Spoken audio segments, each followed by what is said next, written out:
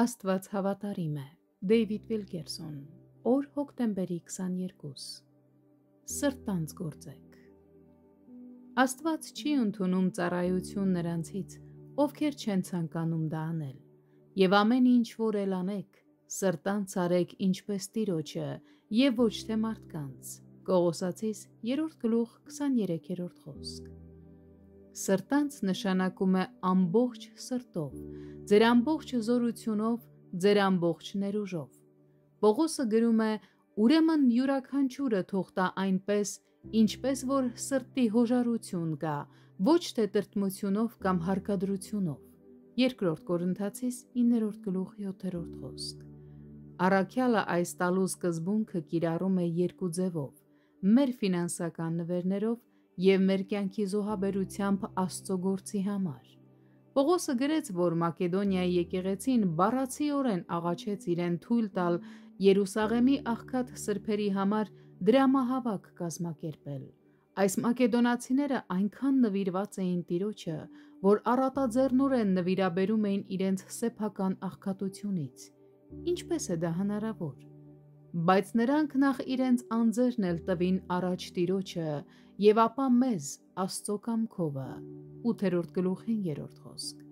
Պողոսն ասում է, որ մակեդոնացիները շատ ավելին տվեցին, քան պարզապես գումարը։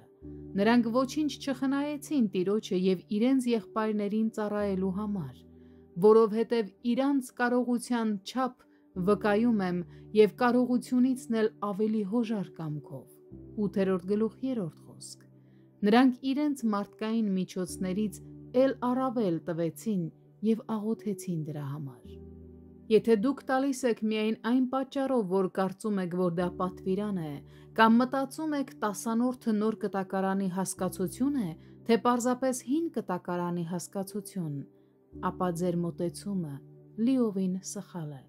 Եթե դուք տասանորդ եք տալիս, որովհետև ձեր հովիվն է ասում ձեզ, դա նույնպես սխալ է։ Այս ամենը չի հասնում հարցի էությանը, տալու իմաստի էությանը։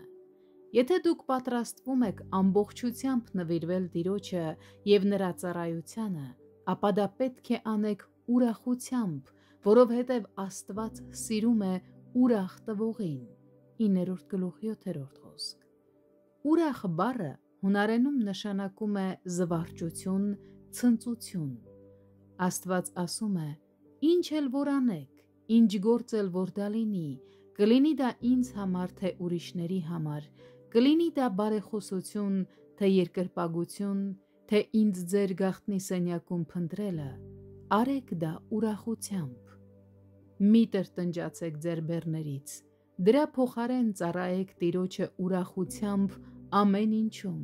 նույնիսկ ձեր կարիքների մեջ։ Նա սիրում է ուրախ նվիրատուներին